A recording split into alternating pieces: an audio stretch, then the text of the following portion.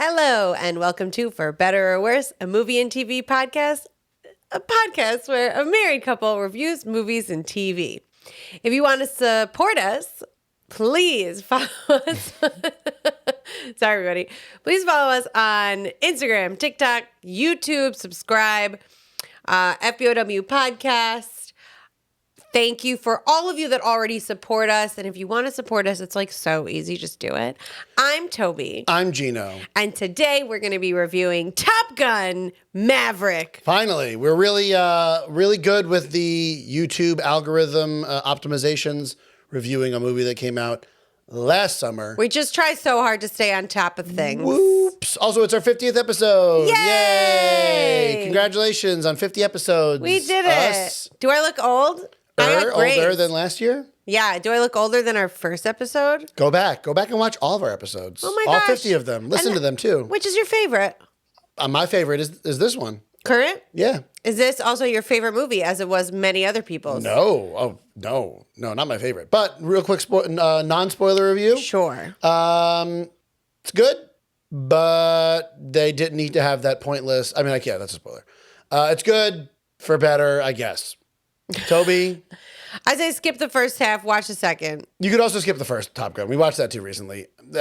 Just go watch like military documentaries on YouTube. Have somebody who's seen Top Gun explain to you what the first Top Gun is. Go play Ace Combat for PS4. It's really good. Go play that instead.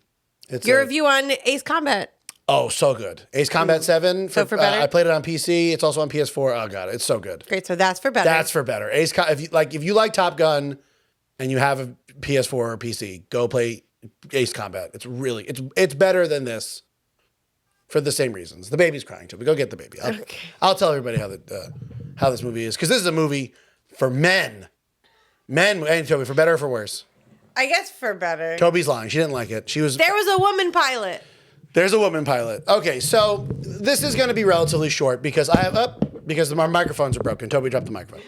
This is going to be relatively short because we have a newborn in the house. But so spoilers for both movies from here on out. I definitively think this is better than the first movie. A lot of people told me that it was better than the first movie, and I'm like, well, the first movie is like such a big deal culturally. I had never seen the first movie, so like last week we watched the first movie. And yeah, I didn't really like the first movie. I guess, I don't know, having played a lot of Ace Combat and like seen, military documentaries and stuff, I don't really, it didn't really blow my mind. Like, I guess it might have blown people's minds back in the 80s, because where else were you going to see all these jet fighters flying around? So the new one is definitely better than the one from the 80s. And I think there's one very specific reason why it is better than the original. And that is because this movie, unlike the original, has a very clear-cut objective and goal that the characters are working towards.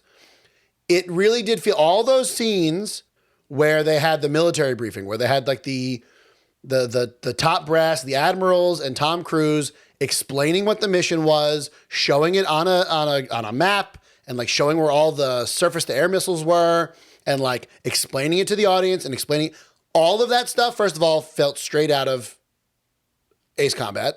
So, yep, I would not be surprised if someone involved in this movie loved Ace Combat, but it also was just like, it just made this a better movie because there's real stakes. Unlike the first movie where it was like, yeah, go to this school and, vaguely become the best pilot at the school based on like some vague point system when you guys are out there practicing. This one's like, here's the mission. It's really dangerous. A bunch of you might die. It might be impossible. You got 3 weeks. Let's do it. So there's real stakes in this movie. There's a real objective that all the characters are working towards, and it just provides a better structure for the film. So that right there, to me, just makes this a more enjoyable watch, right? Like, especially watching it from home, being a millennial, being 2023. When I was watching that first Top Gun movie, I was like feeling my hand inch towards my phone. I really try to make sure I don't have my phone near me when I'm watching movies. But if I'm really bored, it just starts to like inch towards that leg. And that's generally a sign to me that I'm like pretty bored. Or like if Toby and I are like chit-chatting a lot during the movie, that's usually a sign that we're like bored and we're trying to kind of get our ideas out before we record the podcast. That's generally a bad sign. But in this movie, I was getting into like sit up, get in the middle of the couch mode, which is the best seat in my house for watching a movie.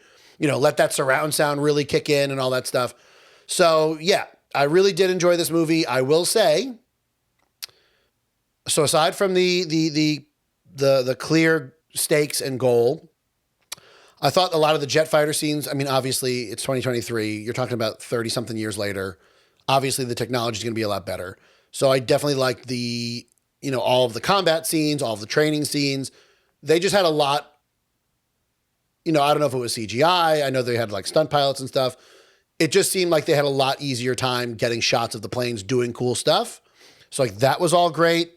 The scene at the end where they're actually doing the mission, and there's that part where Miles Teller's character, he's run out of flares. He's got like one of the fighters behind him, and Tom Cruise does this like crazy maneuver where he like, goes above his plane, shoots his flares out so that his plane gets hit versus Miles Teller's plane. I mean, that's amazing. It's awesome. So everything with the planes and the briefings and all the military stuff was awesome in this movie. I also kind of like the idea that, Tom Cruise, his relationship with Miles Teller, he was telling Miles Teller's character, who's Goose's son, his name is, his call sign is Rooster, was basically, made a promise to Goose's wife to not let Rooster join the Navy. So like there's this whole thing where he had pulled his naval application to the Naval Academy and all this stuff. So that whole thing I thought was pretty good. I honestly wanted to see more of it. I think there should have been more scenes with Maverick and Rooster establishing like that Rooster doesn't like him, why Rooster doesn't like him. See some more back and forth I would have liked, but they didn't have time for that because of the one thing in this movie that I didn't like, which is Jennifer Connelly and all of the pointless romance stuff. This movie did not need a romance plot, period. I don't care what you say. This movie, listen to me, everybody. This movie would have been a better movie if the only relationship they focused on was the important relationship between Goose's son, Rooster, and Maverick. That was the relationship they should have focused on, that father-son relationship. This did not need a romance plot. You have this new character out of nowhere. Toby and I were like very confused because it's like, well, he knows her and they're talking about all this like backstory they have, but like we didn't know her. So I'm like, is that the lady from the first movie, but they changed the actress? Like, who is this woman? It just seems like, oh, well, it's a movie. It's a summer blockbuster. So if you don't have a romance plot, no one's going to like it. People are going to think Tom Cruise isn't heterosexual or something. So now it's going to be bad. It was like what? I think 20 minutes if you measured it. Jennifer Connelly, and not that I don't like Jennifer Connelly, and like Toby really likes Jennifer Connelly too. She wasn't bad in it. It's just that her character was not needed. You didn't need this extra character and this whole extra plot taking away from what was good in this movie. All the military scenes, all the scenes with fighter jets, and the relationship between Maverick and Rooster. So if there's anything that I would criticize this movie for, it's that. It's a little bit slow in the beginning, I think mostly because of that, right? It opens great. That whole scene with the Dark Star is awesome. This like prototype fighter jet, which by the way, if you have an Xbox or you have a PC, you can fly both of the planes in this movie. You can fly the F-18 on Microsoft Flight Simulator. I flew the F-18 around like New York a lot because it's, it's from. I leave out of MacArthur and I fly around the F-18. And you can fly the Dark Star. They actually added the Dark Star, even though it's not a real plane.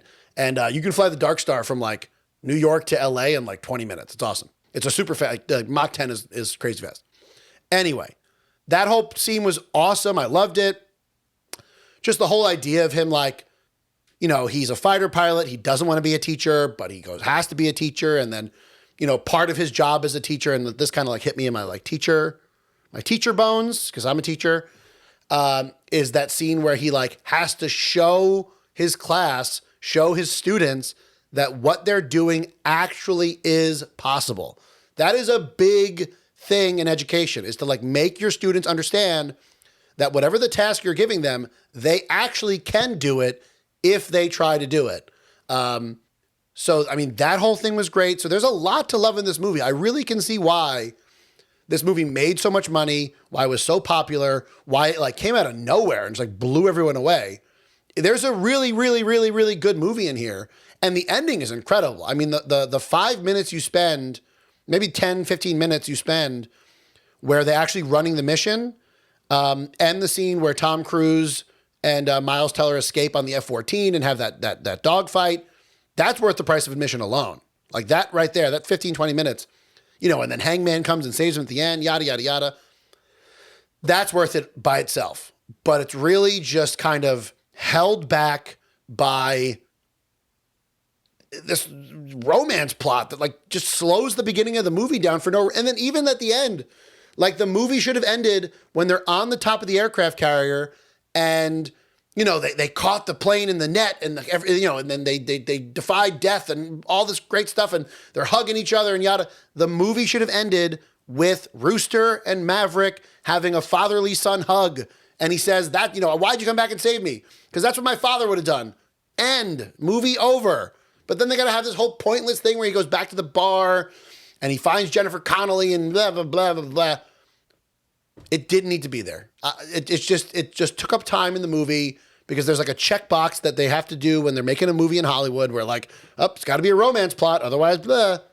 So other than that, yeah, just I thought it was great. I mean, just except for that like kind of ruins, it doesn't ruin the movie, but it takes what was a really, really good movie and prevents it from being a great movie, a very well-paced, great movie. It just kind of slows the movie down. I also want to give a shout out, and Toby really liked this line, where, you know, Maverick goes back to save Tom Cruise after his plane had crashed, and that causes, Rooster goes back to save Maverick after Maverick's plane crashed, and then Rooster's plane also crashes, and Tom Cruise goes to like beat him up for like, you know, why did you come back to save me? I just saved you. This is how this works. What were you thinking?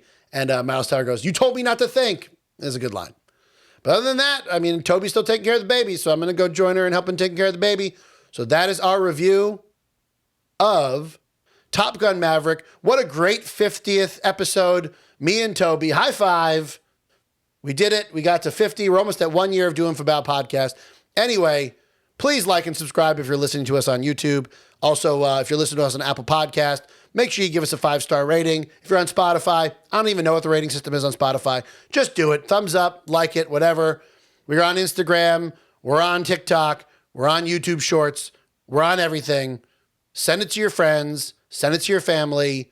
Obviously, having reviewed Top Gun Maverick a year after it came out, we don't know what we're doing. So, high five. Peace out. See you later.